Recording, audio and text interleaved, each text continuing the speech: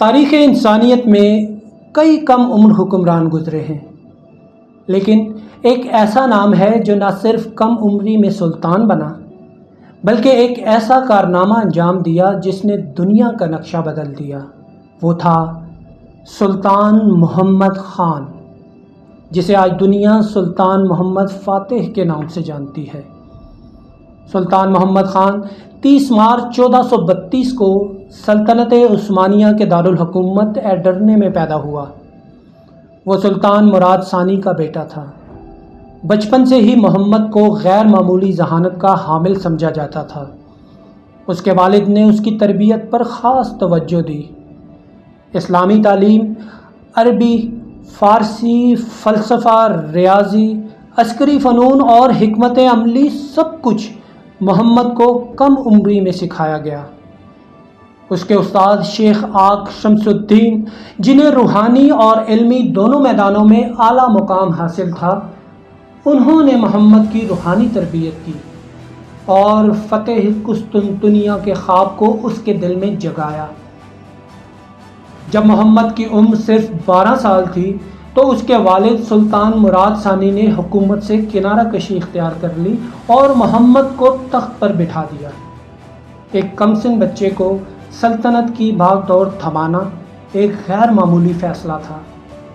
محمد اگرچہ عمر میں چھوٹا تھا، مگر اس کی قیادت میں سلطنت نے اپنا نظم و ضبط قائم رکھا۔ جلد ہی دشمن سلطنت عثمانیہ کی کمزوری کا فائدہ اٹھانے لگے۔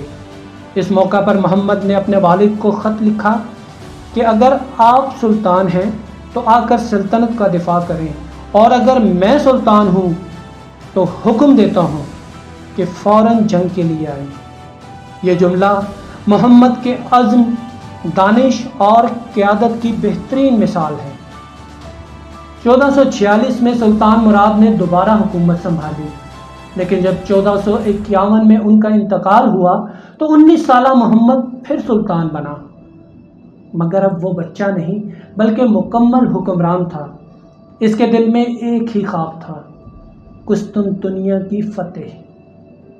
قسطنطنیہ، جسے موجودہ استنبول کہتے ہیں، رومی سلطنت کا مرکز تھا۔ مسلمانوں نے کئی صدیوں سے اس شہر کو فتح کرنے کی کوشش کی، مگر ناکام رہے۔ خود نبی کریم صلی اللہ علیہ وآلہ وسلم نے اس شہر کی فتح کی بشارت دی تھی۔ تم قسطنطنیہ ضرور فتح کرو گے، اور وہ بہترین سپہ سالار ہوگا جو اس لشکر کی قیادت کرے گا۔ محمد جانتا تھا کہ وہی سپہ سالار بن سکتا ہے۔ اس نے فوج کو تیار کیا، توپ خانے بنوائے، سمندری بیڑے تیار کیے اور قلعے تعمیر کیے۔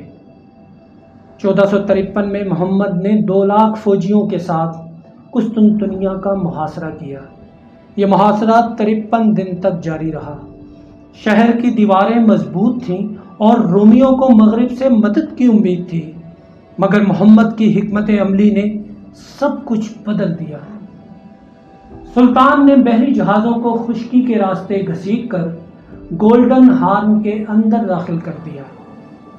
یہ ایسا اقدام تھا جس نے دشمن کو حیران و پریشان کر دیا۔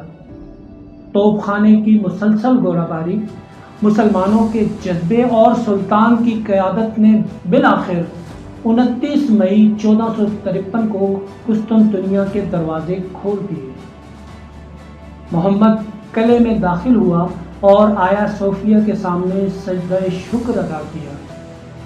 اس نے شہر کے عوام کو امان دی، ان کے مذہبی حقوق کا احترام کیا اور انصاف کا اعلیٰ نمونہ پیش کیا۔